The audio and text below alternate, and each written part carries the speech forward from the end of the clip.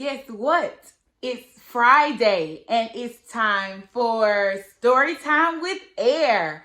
So tonight we'll be reading Frosty the Snowman.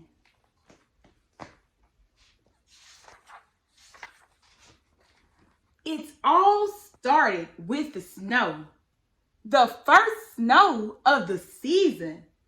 As every child knows, there's a certain magic to the very first snow. And when it falls on the day before Christmas, something wonderful is bound to happen.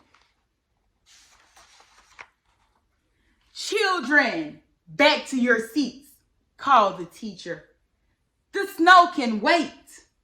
I've hired Professor Hinkle, the magician, to entertain us for our Christmas party. Unfortunately, Professor Hinkle was just about the worst magician in the world. And so I put the eggs into my magic hat, said Professor Hinkle.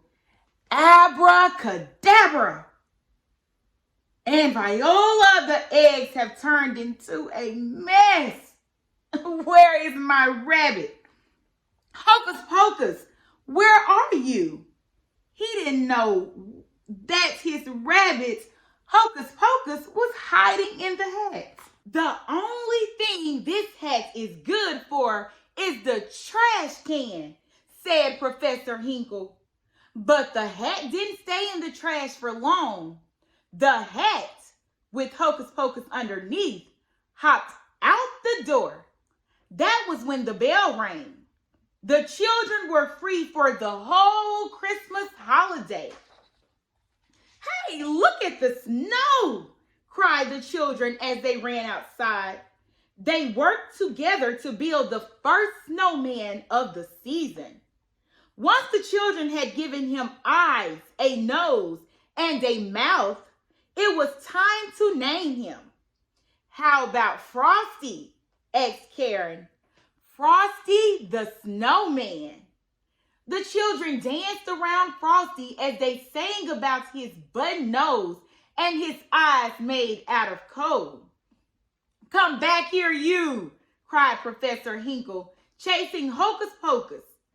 Suddenly, a gust of wind blew the hat onto Frosty's head. Happy birthday, said the snowman. Karen gasped and said, the hat brought Frosty to life. It must be magic. When Professor Hinkle heard that, he wanted the hat back. But it's not yours anymore, protested Karen. This hat will make me a millionaire, said the greedy magician, taking the hat back. Hocus Pocus felt that the hat really did belong to Frosty. So he hopped back to Frosty and the children as fast as he could to return the magic hat. Happy birthday, said Frosty again as soon as the hat was placed on his head. Hey, I said my first words. I'm alive. What a neat thing to happen to a nice guy like me. The magic hat made Frosty dance around. The children cheered as Frosty began to laugh and play with them. There had never been such a wonderful winter day. When the sun peeked out from behind the clouds, Frosty exclaimed, "Oh, I'm all wishy-washy. I'm starting to melt." The children knew they needed to take Frosty someplace where he'd never melt, like the chilly North Pole. They decided to go to the railroad station and find a train for Frosty. Let's have a parade through town, shouted Frosty. Come on, kids, follow the leader. All too soon, it was time for the train and Frosty to leave. I'll go with you, Frosty, said Karen. I'm sure I'll be back in time for supper. Karen, Frosty, and Hocus Pocus jumped into a refrigerated boxcar on a freight train headed north. No one saw Professor Hinkle sneak under the train car and hold on. A refrigerated boxcar is a splendid way to travel. Splendid, that is, if no one is a snowman or a furry-coated rabbit. But for a little girl like Karen, it was just too cold. So when the freight train made a stop, Frosty got them all out. No one saw Professor Hinkle jump off too. Frosty took Karen and Hocus Pocus to a wooden glen where they found animals decorating the trees for their big celebration. They knew Santa Claus was coming that night. After Hocus Pocus spoke to the animals, they agreed to build a campfire to keep Karen warm. But it didn't take long for Professor Hinkle to catch up with the friends. "Get on my shoulders, Karen," cried Frosty. Frosty, since he was made of snow, was the fastest belly whopper in the world. Soon, he and Karen were sliding down a hill, leaving that gritty Professor Hinkle far behind. At the bottom of the hill was a tiny greenhouse for growing tropical poinsettias for Christmas. It was the perfect place for Karen to stay warm.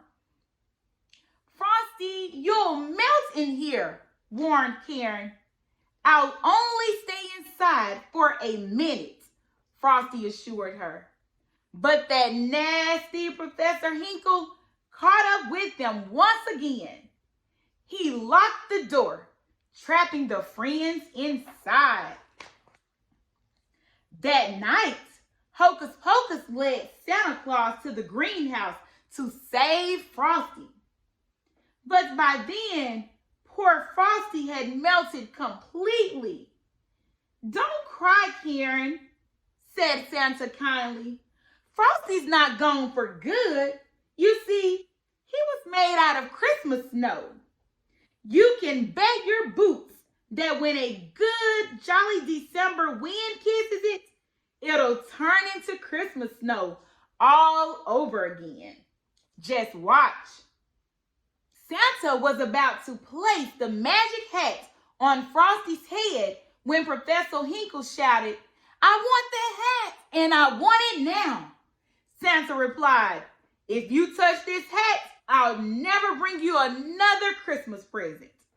Go home right now and write, 'I am very sorry for what I did to Frosty 100 zillion times.'